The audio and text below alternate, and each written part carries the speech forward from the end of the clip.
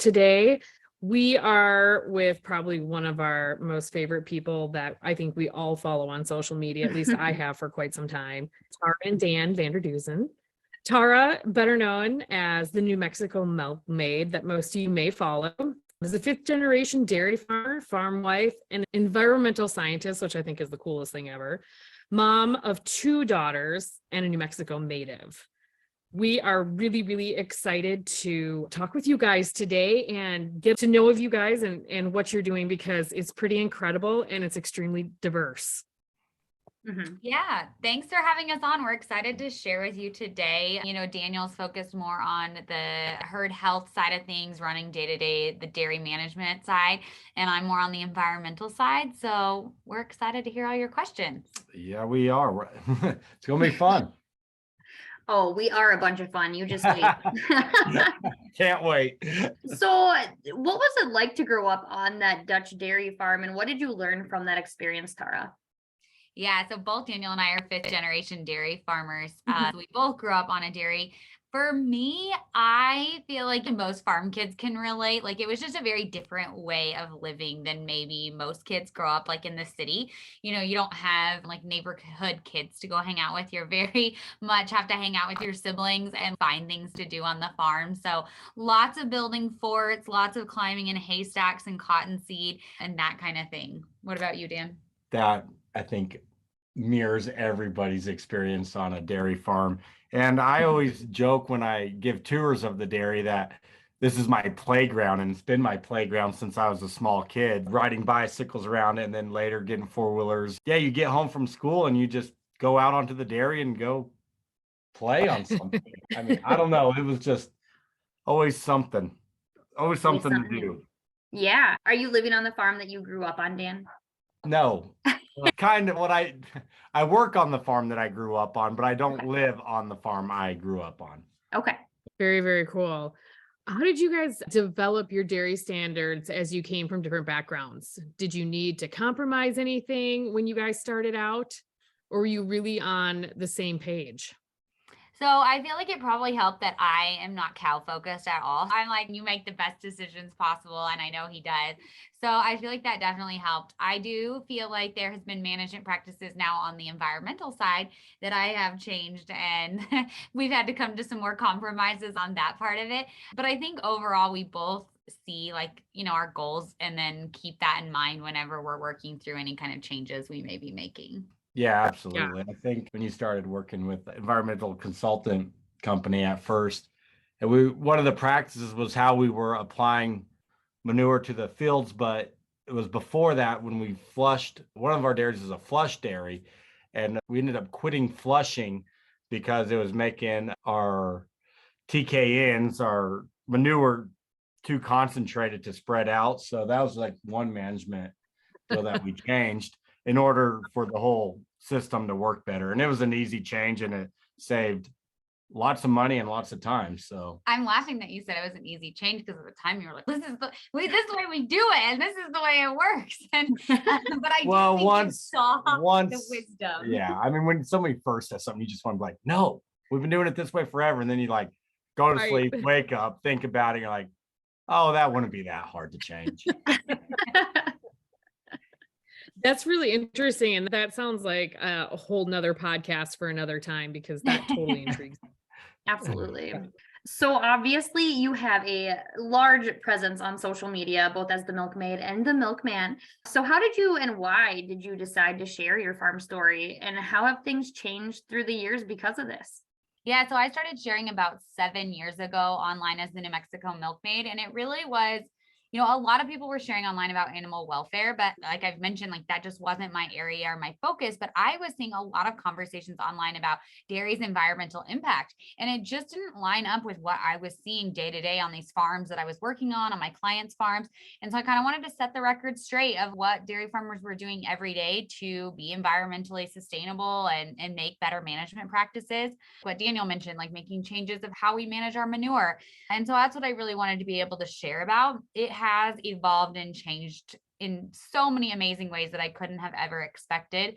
I finally convinced Daniel to come on camera more about a year ago. And so his space is definitely Facebook, and I focus more on Instagram. And then recently I've actually partnered with a beef cattle rancher in Nebraska to have a podcast called Discover Ag, where we cover trending topics in the ag and food space. If you had asked me 2 years ago if I was going to do a podcast, I probably would have said no, absolutely not. And now I love our podcasting space.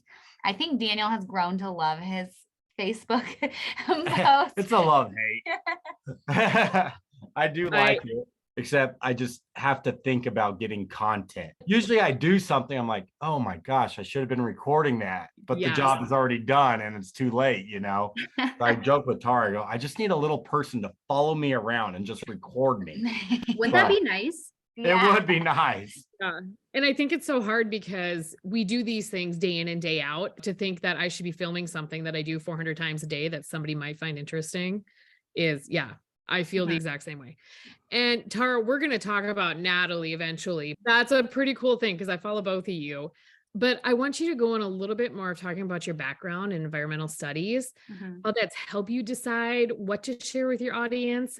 And then, you're kind of different in the fact that you came from a dairy farm to go into environmental science versus animal science. And, would you kind of talk about what took you that direction?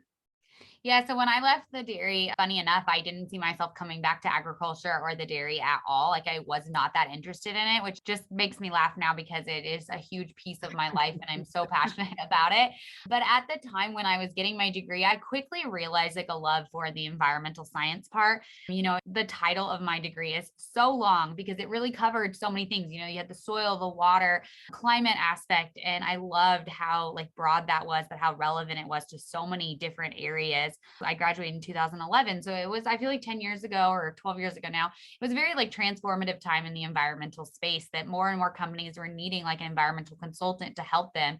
And back home at the dairy, my dad was actually going through a process with our state regulators of creating new regulations for dairy farms. And he had me sit in on a lot of those meetings. And I just remember leaving them thinking, you guys are talking two different languages. You want the exact same thing. You want to protect groundwater. That's obvious. The environmental regulators want to protect groundwater and you want to protect it because you live on your farm. But you guys cannot have a conversation where you are communicating effectively.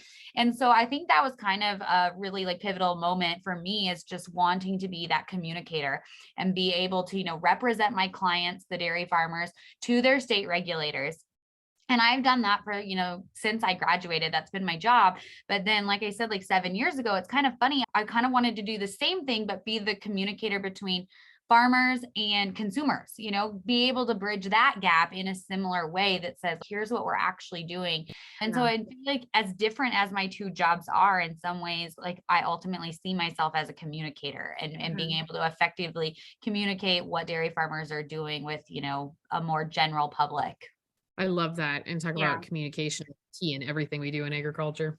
Yeah, absolutely. I was on a podcast earlier this morning and I've said it before, but I'll say it again that, in ag, I think we don't have a product problem. We have a marketing problem. We got to be able to do a better job of telling people what we're doing. And in a way that works for them to hear it that way. Yes, a way they can like consume and digest it, because if they can't digest it, it leaves them the second you tell them. It has to be relatable and make sense to them and make them feel a part of the conversation. Yeah. And that's a conversation we've been having in my classroom lately, is how do we have that conversation when the language between the two groups is forever evolving? Because that's the challenge that we're facing too as communicators, is that space is changing forever in the food and ag industry. And then again, in the consumer side. Yeah, I have this podcast I listen to and it's, we learn Gen Z slang so we can be less lame. That's like their tagline. And I almost want to make that for ag. Here is like fun ag words that you need to know, and vice versa. What words do consumers care about that we in agriculture need to know about? Yeah. I think farmers are just closed-minded too, to a certain extent, that we think we're right. The public doesn't know. And it is when they start saying something like, they don't know what they're talking about. And we just keep doing our thing and don't relay anything. Yeah. Luckily, Tara's a good communicator because I'm a terrible communicator. She tells me that all the time. It's like, would you just communicate? Yeah, working on it. That's awesome. I mean, communication has obviously grown your leadership abilities, and so has this social media platform, teaching a lot of young minds every single day. One of the things we talk about is the skills that I'm teaching them that'll apply outside of the four walls of my classroom. What can you share from your adult life growing in leadership constantly, and how have you continued to develop those leadership skills? And what would you give advice for to the young people that want to try and lead? Yeah, I think a lot of it is listening to other people, listening to thought leaders. I try to consume a lot of content that really inspires me and that is across a multitude of platforms and backgrounds, like not just consuming, ag content or farm content, like trying to branch out and hear what are other thought leaders doing and how could I take their business strategy and apply it back to ours. At the same time, I mean, there's a lot of negatives about social media, especially for young people, but there's also a lot of positives. It's had a tremendously positive experience on my life and has taught me so much of being able to open me up to other people and what they're doing. And it's given me the opportunity to hone those leadership skills. And how do I communicate when I put something out there? How is it received? What do people say? For public speaking, nothing prepares you for public speaking like getting on your stories every day and talking to your audience and seeing what they have to say back to you. So there's a lot of benefits there as well. What about you, Dan? You don't feel like you don't have any leadership wisdom to pass on? No. Oh, there's tons of it in herd managing. Come on now. I don't know. I mean, obviously with farming and farms in general, you have employees and yeah, you have to play a leadership role with employees. And just like any business, you have to figure out what a person is good at, what their strengths and weaknesses are, and communicate to them, which I'm terrible at communicating what I want done sometimes. But yeah, just with employees, it is It's a hard. difficult. Yeah, it is. And you have Yeah. to be patient. Find their motivators. You Yep. try to find what motivates people to continue to Yeah. want to work hard, make them a part of your mission. Yep. I always try to tell them why we're doing something, right? Like we have just say milking a cow. It's not as easy as just putting on a machine. We have a whole entire protocol in place on how to milk a cow and what to check for and stuff. And then at the end, after you teach them to do the protocol, then you need to tell them why we're doing it, So I do a lot of trainings is kind of how I try to lead, I guess, by training. We're really multicultural up here, which has its own challenges as well. I think you throw that in the mix, and Yes. I'm learning Spanish for the first time. I took German in high school and I'm regretting my 3 years of German. Funny that you mentioned that, within every culture, you have how you take things and how you say things. It's also different. And actually, that is something one of my very first bosses, he has done a lot of work in the training space among multiple cultures. He says, what are those differences and how do you actually use it to your benefit to be able to work together collaboratively? Because cultures just place different value on different things. Exactly. Absolutely. Yep. And it's not a bad thing. It's just learning and respecting that and how to work through it, is Yeah. what for sure. I know we've touched on this a little bit, but how can our listeners that are on the farm help improve sustainability on their farms? What are some of the best opportunities for small, medium, or even the larger farms in your view?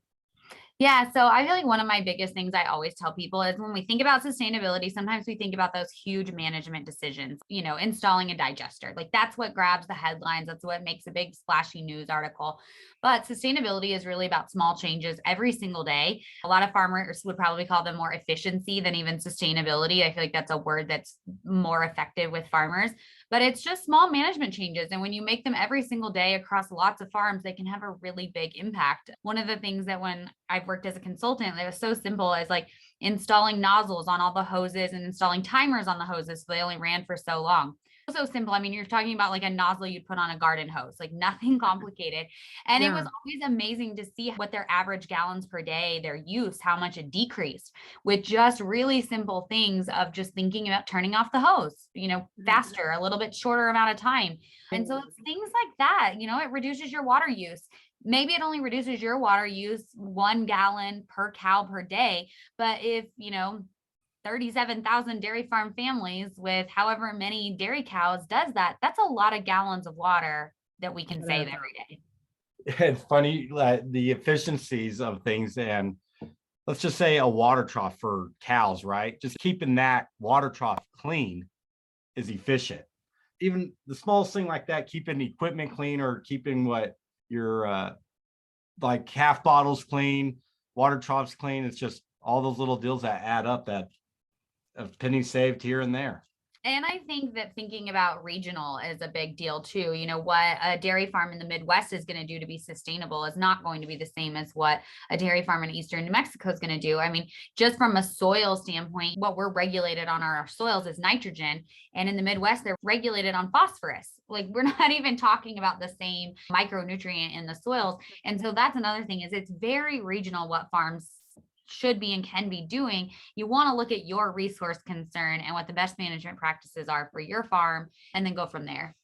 So on that note, could you talk to us a little bit about the stance that you have, or what you've grown to know about the true facts behind things that we are concerned about as a consumer base, like carbon emissions? We talked just briefly before this, and Lindsay was talking about something that happened in Texas with a bunch of cows. Why are people blaming it on dairies, and why are people blaming it on livestock? Yeah, so that whole conversation kind of, I like to call it the anti-meat narrative. That's like the anti-cattle narrative. It's really interesting of how we got here, but when you really break down the science, I mean, here in the United States, dairy accounts for less than 2% of total US greenhouse gas emissions. If we eliminated all of animal agriculture, every single pig, every single cow, every single goat, sheep, we'd only reduce our carbon footprint by about 2.6%, which is not nothing. But at the same time, we would create massive nutrient deficiencies in our diets. We'd also have more of byproducts. Cows eat a lot of byproducts actually from human produced things. We'd have more of that ending up in landfills, which actually increases emissions. My favorite cow product is actually manure. We get rid of one of our natural fertilizers. And so there's a lot of repercussions. And it's also funny in the methane, you know, people have been talking a lot about methane. Methane is only about 10% of all the greenhouse gases that are emitted. CO2 makes up about 80%, and then there's about 10% of trace elements within methane. So of that 10%, agriculture is only about 1/3 of that. So when you start breaking down those percentages, you realize like it's just not possible for cattle to have that big of an impact on the environment. And I mean, there's a lot of different directions you could go with that. We're keeping really consistent cow numbers and increasing productivity. So, you know, more milk per cow, more beef per cow. That's a really incredible thing that we're able to keep the same amount of cows, so keep the same amount of greenhouse gas emissions while still producing more food for our growing population. Nailed it. Just gonna play that statement loop at my locker every day. Yeah, I know. That was good. I feel like I'd get a lot more cut if I just put Tara on loop in my retail section. Yeah. Man, there's some really great stats. I know people sometimes, you know, you can be like stat overload, but I mean, in the United States, we produce 18% of the world's beef with 6% of the world's cattle. Like, that's, Right. if you think Insane. about that, that's incredible. That's something we should be it's so a proud of. doppelganger.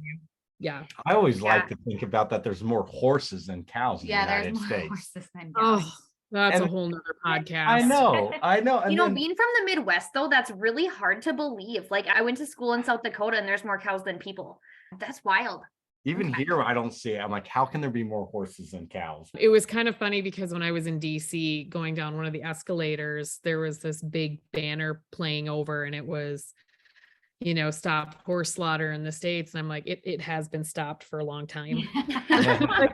But that's another conversation for another time. But yeah, I know. For some reason, I've been getting a ton of questions about RBST, and there is not any fluid milk on the shelf that currently uses milk, you know, produced from cows that have been treated with RBST. And I'm like, how are we still talking about this? Because That's it's still because on it's the still label. on the label. But if I- you don't have it, then they're going to think it has it. so- exactly. It's a Right. no-win situation. Yeah. Those are very difficult conversations to have, but I often think that as agriculturalists, we don't feel qualified to have those conversations, whether it's because we don't have the right statistics, whether it's because other people are coming with more what we deem as valid statistics toward the conversation. Is there a place that you know of, or a place where you're getting the stats that you're like, yes, this is a really good resource that other farmers should use too? Yeah. So actually, one, I've mentioned Natalie, my business partner and co-host, we founded a company called Elevate Your Ag Story, elevateyouragstory.com. And it's a course called Elevate Ag, where we try to help within ag, farmers, ranchers, producers feel more confident sharing their ag story. And one of our tools on there is actually a free resource guide. You can go on our website, elevateyouragstory.com, and it is a resource guide you can download. And we have it broken down into beef, dairy, methane versus CO2, all these different white papers, statistics, all the things we've collected over the years. I just actually updated it yesterday, so it's brand new on our website, and it has tons of great information. So that's a great place. Our entire website is really geared towards giving information to the producers, the farmers, the ranchers. So check out that website for sure. Awesome. And I would add to that, Tara, too, for people listening to sign up for your emails, because I've been getting them for probably a year now and I love them. Yes, we try to pack our emails. We have 2 email lists. We have one for Elevate Ag and one for Discover Ag. Elevate, again, is like kind of those like resources that you need for sharing online. And then Discover Ag will be geared towards keeping you informed on kind of like what's trending in the ag and food space, similar to our podcast. So yes, those newsletters, I wish people saw the back end of how much we try to pack them with value and put as much as we can into them to really help people be prepared for these conversations. Mm-hmm. And I think anybody that puts together these emails and the amount of work you guys have done, it's a lot of behind the scenes work to put that all together. So time consuming. Yes. Yeah. You mentioned Natalie, you started it, and I'm dying to talk about her because I've followed both of you for quite some time. She just finished calving, I see. Yes. Talk about Elevate Ag. How did you guys meet, develop this program, and decide to partner up to promote ag together? Yeah, it's really funny. We both had full-time careers. She's a pharmacist. I'm an environmental consultant. And I don't know, I can let Dan jump in, but at one point I was like, I'm leaving my company to start a new company with a girl I met on the internet. Yeah, Dan. Yeah, it was a little bit better than that, but short story of it. Yeah, that's how it went. Yeah. So when I started sharing online, there was not a lot of women in ag sharing online. So we kind of had a group of us that would talk and kind of bounce ideas off each other and just rely on each other. And Natalie and I were just kind of like drawn to each other, even more than that, carrying on conversations via text and over the phone. And I had met her in real life at one of her women's retreats that she hosted back in 2021. And after that, I had been working on a project for several months that was kind of similar to Elevate Ag, but a little different, and it fell through. And Natalie was who I turned to, like, I can't believe I put all this work into this. Like, I want to make this. And she had very similar goals. We're learning all these things about sharing online, and we just want to give them to other people. Like, we never want to be the gatekeepers of information. That's always been Natalie and I's attitude. Like, if you want to share your ag story online, our goal is to help you do that the best way you can, and to help you monetize your time and make money doing it. And so that was really the birth of Elevate Ag. So it's an online course that teaches you how to share your ag story and how to make money doing it. And then from there, we found another similar passion with our podcast, Discover Ag. And it's a little bit, in a different direction, but a lot of synergies there as well. Will you toot your horn for a second and tell people where your podcast is rating on Apple right now? Yeah, last week we had the #1 podcast on Apple food charts in the United States. Yeah, So, awesome. I hope you're really proud of yourselves. That's amazing. Yeah, it definitely brought tears to my eyes. I can't believe it. Here we have this podcast. We haven't even been doing it a year since we really launched Discover Ag. And we are two, a farmer and a rancher talking about ag news. And here we are trending on the food charts, where you have people that are on the Food Network and celebrities who are talking about food. So it felt really big and really good to get some validation that we're headed in the right direction. People care about this topic and they want to know more, both inside and outside of ag. Well, I guarantee you agriculture is very proud of you and what you guys have accomplished. It's a feat in itself. Mm-hmm. Thank you. Like you said, there's a lot that goes on behind the scenes and a lot of people that helped us get there. So we are super proud of that accomplishment. Yeah, I was about to say, Tara is up here just busting out podcasts like it's going out of style sometimes. I was just joking around with her when we came up here to do this. I was like, we need to have a recording light. Like when you start recording a podcast, you turn on a light so everybody in the house knows to be quiet while you're up here. So. That is so funny. We're building a house right now. So I'm kind of glad your camera's busted because we're throwing peas right now and putting up walls and I look like a hot mess. But I said the same thing. I'm like, don't come in, nobody upset the dogs, Yeah. Yeah. Yes, Yeah. my kids are on spring break this week, which is always interesting podcasting. So I actually turned my closet is half a closet, half a podcasting studio. And I like to think the That's clothes awesome. help absorb the noise. So you can't hear my children, carrying on in the background. I do the lay all the snacks out on the table. So that it's right in front of you, eat whatever keeps you busy. Right before you go into a podcast recording, they're like, what can we do? Anything you want, as long as you don't come in the door. As long as nobody dies, we're good. Yeah. Yes. Yeah. There is a lot of work behind it. I had no idea that. Before you get into something, you usually don't know how much time something really takes. And then you're like, oh my gosh, even with the editing of video and the voiceovers or just however you decide to set it up. Pretty impressive to watch Natalie and Tara work. So, Yeah. And have you guys like had issues with the algorithms or being blocked with your conversations or anything? Yeah, I definitely have been shadow banned on Instagram. I feel like I'm shadow banned on varying degrees at any given moment at this point. Daniel had, though, a pretty bad shadow banning in November. No, I swear I put out a good video. I'm like, this is good content. And then Tara decides to do something, get a shadow ban. And I'm like, thanks a lot. Because I think that video would have, I'm pretty sure would have gone viral, Tara. Not that I've had one go viral yet. You just need to keep moving it from platform to platform. Yeah. I don't know if Daniel totally believed me. I mean, you believe me, but you didn't realize the impacting of shadow banning until it happened to you and you saw back end statistics and analytics. Yeah. I mean, you went from like hundreds of thousands of views in a month to like tens of thousands of views and nothing changed. I mean, you were putting out just as great content, just as many videos. If anything, you were getting better and putting out more. And he was like, I just can't win. And I was what like, the heck? What do these people want to see? And then it's like 2,000 likes. What? yeah. So that does make it challenging. I don't know. There's content creators that will avoid certain subjects. If you've been on my page, I don't really avoid any subject. So that's probably how I get myself in these predicaments. But that's okay too. At least it's the truth. Yeah. Right. So for young people that are starting to share their story on social media, because we are advocating for that, and that's the whole purpose of Elevate Egg as well.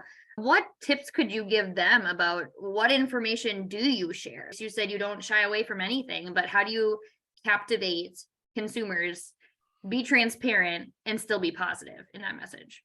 Oh gosh, there's so much we could cover. It depends on the platform. Pick your platform wisely. You don't have to be on every platform. Pick a platform that makes sense for what you're sharing, how you like to share. Maybe, pick a platform that you actually enjoy consuming the content on. I always think that makes it easier than to actually share on there. And then lean into that. So Instagram, I do feel like is more that people want to know more about your life. I think that's Instagram stories that kind of plays into that people want to know like the behind the scenes and just share more about your community. Facebook, I feel like Daniel can just post a video, a single video. He doesn't have to share like what his kids are doing or what he's cooking for dinner. Like Instagram is more that people want to see what you're cooking for dinner in the stories and all of that. And so each platform kind of varies a little bit. TikTok, I feel like can be a really like single pillar platform. Like you share about one thing, like you do all debunking videos. That's all you do all day long. Whereas on Instagram, I try to kind of have a 4 to 5 pillar approach where I talk on like a number of different subjects that are all related, but like still a little bit more variety. Facebook really likes the 3-minute videos. So it's definitely like an educational component with a little bit of entertainment too. Yep. Mm-hmm. So with those 3-minute videos, I feel like he gets to highlight a little more of his personality in that way versus having to show up like on stories or something like that. And ultimately you choose. I always tell people you build these platforms, you pick what you share, you pick how transparent you want to be and what you want to keep private. And you write the rules there. No one gets to dictate that for you. Yeah. Awesome advice. Hey, Dan, I'm waiting for you to start doing the dance TikTok videos. I don't even have a TikTok account. Yeah. So You'd have to get on TikTok first. yeah, I guess that should be step 1. That would be step 1. Yeah. Yeah. Have you guys ever timed it to see how much time are you dedicating every single day to make sure that social media is kept up with and maintained? Such a good question. One thing I do try to do is I try not to get on social media to consume content. Like I'm actually a very bad social media user because I get on, do my work, what I need. If I'm scrolling, a lot of times it's more for research. What are people putting out? What's trending right now? What's new? And then I try to like get off the app. You know, those days where I find myself on the app hanging out, actually like consuming the content. I just feel, you know, like we all do, you got like social media overload. I mean, obviously creating content across all my platforms right now is pretty much my full-time job. So I always tell people it can take as little time as you want or as much time as you want. And there's so many back-end hacks nowadays of how you can, you know, share a video on multiple platforms, like really reutilize content on different platforms.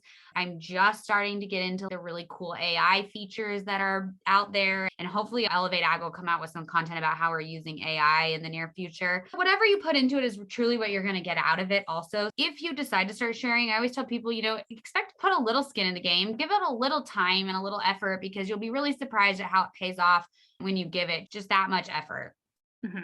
For sure. It doesn't happen overnight. Yeah. Unless you're just some kind of Unless you have, viral some kind of TikTok. viral deal. But for the long run, it takes a minute. I take it in, or what is it? Consume it. Yeah, I'm terrible. And I hate it because I'll sit there, I'll be sitting there on the couch. I'm watching a show and like a slow part comes up and I just grab my phone and start consuming it. And then I've actually tossed my phone onto the ground in front of me. And Tara's like, what are you doing? I'm like, getting this phone away from me, because all I do is pick it up and get on there and see if any more views have happened, or then I just like a video and then you know how it is. You just start scrolling in. Oh yeah. So You just got to do what my husband does with me is he starts the show and he pauses it so he can fast forward through the commercials. That's one of the great things about podcasting is I always feel like you get to multitask with podcasting. Today I was grocery shopping and I was listening to a podcast. Like it is kind of a fun social media platform in that way that you get to listen while you do something else versus just sitting in front of your phone scrolling. Right. So that is something I really love about that platform. Oh, it makes me feel like I can actually multitask, which probably isn't as true. If I'm really in, I'll be like, oh, this is on sale. Just kidding. I didn't hear that. Back it up 15 seconds, but it makes me feel better about it. Yeah.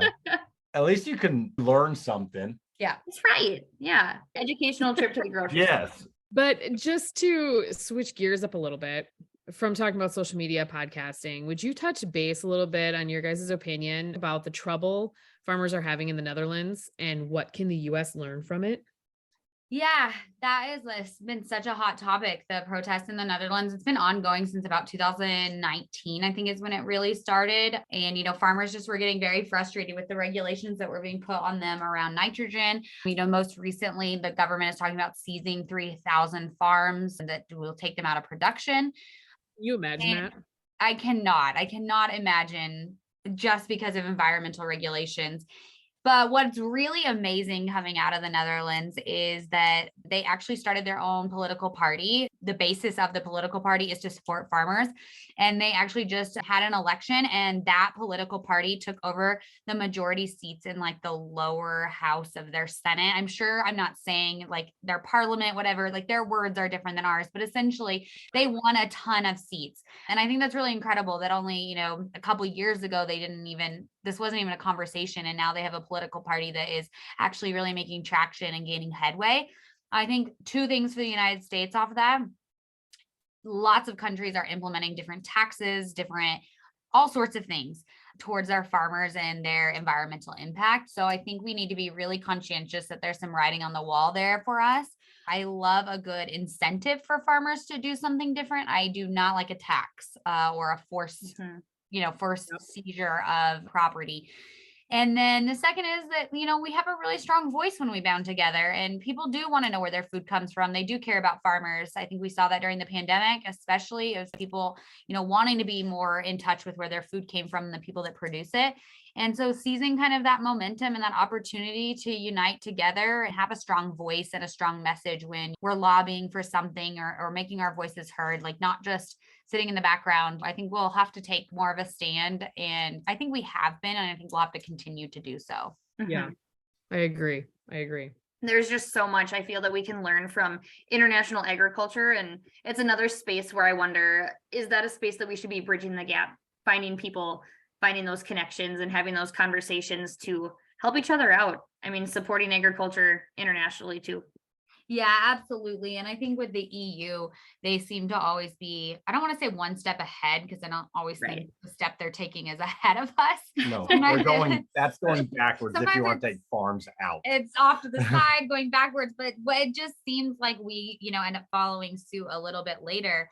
So it's just always good to kind of hear what's going on. Don't forget about like our farmers across the pond and in other parts of the world and what they're going through and what's going on there. Once again, they just have the same goal, right? All of those producers have the same exact goal. So yeah, absolutely. People that don't know farming that are making the rules, and God, it's just yeah. I don't know how you'd want to take a country out of taking food out that you're producing in your own country. It's just right. Yeah, and I mean, we could go down that rabbit hole, but I think one of the big takeaways too is a country like the Netherlands is a really great producer of food. They do a really good job. They provide a lot of different foods for a lot of countries. And when you take farms out of production, you lose that value they bring to our entire food system, our global market. You lose the technology and the research that's being done in those countries and on those farms. Like there's so much to it. We talked about the United States, about beef and how efficient we are with beef production. We shouldn't be cutting back. We should be helping other countries get to the place we're at, helping them implement similar practices and move everybody forward as a system instead of taking countries that are doing a good job and making them cut back. Doesn't make a lot of sense in my mind. You're really just offsetting those carbons to other countries, if not amplifying them at other countries. You're basically making a local sustainability decision that will have a larger global sustainability impact. I'm really glad you made that point. So many good conversations. I feel like that could be an additional podcast, but it definitely could. Definitely. Yeah. And you mentioned the impact that it has on our community. And we know from a local area, like my kids, if I were to bring up a dairy farm, the first thing they would say is, yep, my dad works on one, or yep, my dad hauls milk for them. And we think about the immediate impact.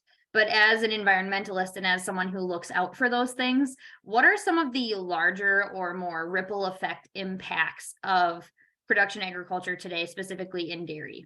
I think some of the ripple impacts of what we're going to do with the byproducts that cattle consume. No matter where you're at, dairy cattle are consuming byproducts from other industries. Here in New Mexico, our dairy cows consume a lot of cotton seed. So if you're wearing a cotton shirt, there's a seed that's left over from making that cotton shirt, and we're able to feed it to dairy cows. Otherwise it would go in a landfill, and they're able to upcycle that for us. So we don't have a lot of uses for cotton seed. A few oils and things that we can make, but it's not on the scale of dairy cattle being able to consume it as a really good source of protein and produce a nutrient dense product that we love with milk and beef. So there is some Dutch background here with your dairy farm or farms, right? Yes. Yeah. Okay. Are both of you from Dutch descent? Yes. That is awesome. We love to ask these fun questions too. We once interviewed a wild rice farmer, and he told us about how you can almost pop wild rice. And the first thing we want to do is get in the kitchen and try it, right?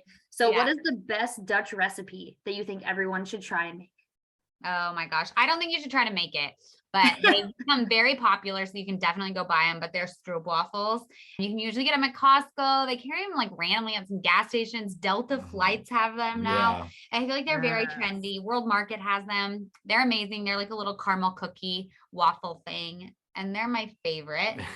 Stroopwafels are good. We were eating them before they came. Because we were trendsetters. Yeah, we were trendsetters when we were kids. I don't know. There's a lot of good Dutch food. What would you say? Do you have something different? Dead man come alive soup. Oh yeah, there's a really good Dutch vegetable soup, and my husband calls it dead man come alive. Well, that's soup. because my grandpa, he said the soup was so good it could make a dead man come alive. So ever since we were kids, it's been called dead man come alive soup, but it's just a Dutch vegetable soup. There's a lot of good ones though. If you go on my blog, I have a few. I have like something called oliebollen, and they're basically like Dutch donuts. The best one when you're growing up, Hoffelslaw. Oh, Hoffelslaw is really good. That is chocolate sprinkles on toast. Yeah, like on anything. On anything, but on toast with butter is the best. Yeah. But oliebollen Dutch donuts, we have them on New Year's Day. They're really good too. I don't know. There's a lot of good ones. Yeah. I feel like you got a cookbook in your future. Oh, I could totally see it. Daniel is a very excellent grill master. And I could see. I wouldn't go as far as master. I don't know. I mean, who wouldn't buy a Milkman's cookbook though? Totally. It Yeah. just has a good ring to it. It definitely does. You guys are giving me lots of ideas. Oh my Daniel will gosh. probably call and kill you guys later, but Yeah. I know my My brain is marketing brain running is just with it. loving that. yeah. Tara sometimes has to drag me along with her ideas. At first, I'm like, no, this is terrible. And then she keeps dragging and dragging. I'm like, all right, you talked me into it. Let's go. And then it ends up working out usually. So You guys sound like a great pair, and you sound like a pretty incredible man. If my husband was sitting here, he'd just be shaking his head and he'd be like, turn the microphone off. Turn the microphone off. Oh, that's awesome. the dream work. And like, how did you guys end up doing this together anyway? I mean, I started Yeah. it, but I feel like Daniel very early on saw the value in it from, Elevate Ag. Natalie and I always joke, your husband will take it a lot more seriously when you start earning a paycheck from it, which I feel like is probably with anything, but you do start taking it more seriously when you realize like the monetization and what it can mean for our family. And now, yeah, I've drugged you along a little. Well, but- at first it was when Tara was still working for the consulting company. And then once that teeter-totter hit where you were making just as much money doing that as you were at your Yep. job, it was like, okay, Okay. Yeah. here we go. Because yeah, it took a little time. And then once it was like all in, you're like, yep, now Here we go. that's full steam ahead. yeah. And I will help you in any way. So Yeah. That's awesome. Mhm. That should be applauded. I'm patting myself on the back. You should be. I wish I could see you. Okay, you guys. Tara, the New Mexico Milkmaid, Dan, the Milkman. Final question. We've appreciated your time so much. This has been so fun. This is our staple question to every guest we have. How are you keeping it rural? I feel like I'm going to go back to our very first question. I was thinking the same. How are you? Yeah. Good. Okay, but I don't know exactly what you're going to answer. Go ahead. I feel like, we're keeping it rural. We live still on our dairy farm. Besides college, I've lived on a dairy farm my entire life. And I love having my girls grow up on the farm and seeing a similar life that I grew up through their eyes as their parent, and the joy and excitement it brings them living on a farm. And I don't know, I really love it. So that's how I'm keeping it rural. What about you? You answered almost pretty close to how I Oh, was I'm going to answer, but sorry. yeah, I was just thinking back to my childhood and thinking about the playground that we're talking about at the beginning, and it's still my playground, and now it's our kids' playground. Yeah, it's just, I don't know, I wouldn't change it. So it's very fun. I get to walk outside and I'm at work or I'm on my playground. It doesn't matter. It's both. So Yeah, it's definitely not for everyone, but I think we both have a very inherent love of dairy farming and being a part of it and being a part of the land and being out in the country. I would not change it. I think No. if anything, I'd be like, can we move further out? Can we be more rural? Tara would go further away from town. I'm like, oh, no, this is good. We're close enough, but far enough, Yeah, Mhm. I'd come Yeah. that. So yeah, that's how we're keeping it rural. Yeah.